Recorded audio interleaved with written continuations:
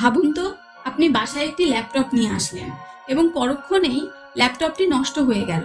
আপনি আবারও একটি ল্যাপটপ নিয়ে আসলেন। এবার আপনার ল্যাপটপের উপরে বজ্রপাত পড়ে আগুন ধরে গেল।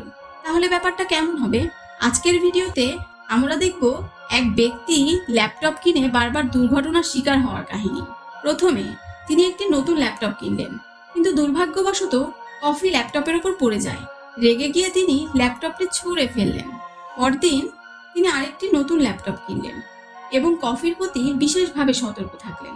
কিন্তু হঠাৎ একটি ঝুলন্ত ল্যাম্প ল্যাপটপের ওপর পড়ে গিয়ে ভেঙে দিল। এরপর তিনি আরও একটি ল্যাপটপ কিনে বাগানে কাজ শুরু করলেন, যাতে ল্যাপটপটি নিরাপদে থাকে। কিন্তু বজ্রপাতে সে ল্যাপটপটি ধ্বংস করে দিল। আবারও তিনি নতুন একটি ল্যাপটপ কিনলেন এবং সুনির্দিষ্টভাবে আবহাওয়া পরিষ্কার রাখার চেষ্টা করলেন।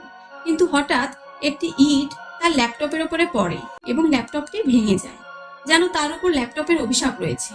এরপর তিনি আরেকটি ল্যাপটপ কিনে একটি লেকের ধারে কাজ শুরু করলেন, কিন্তু দুর্ভাগ্যবশত একজন পথচারী তাকে ধাক্কা দেয় এবং তিনি পানিতে পড়ে যান।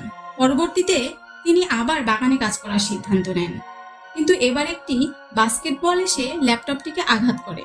তিনি যতই চেষ্টা করুন, তার ল্যাপটপ সবসময় ভেঙে যায়।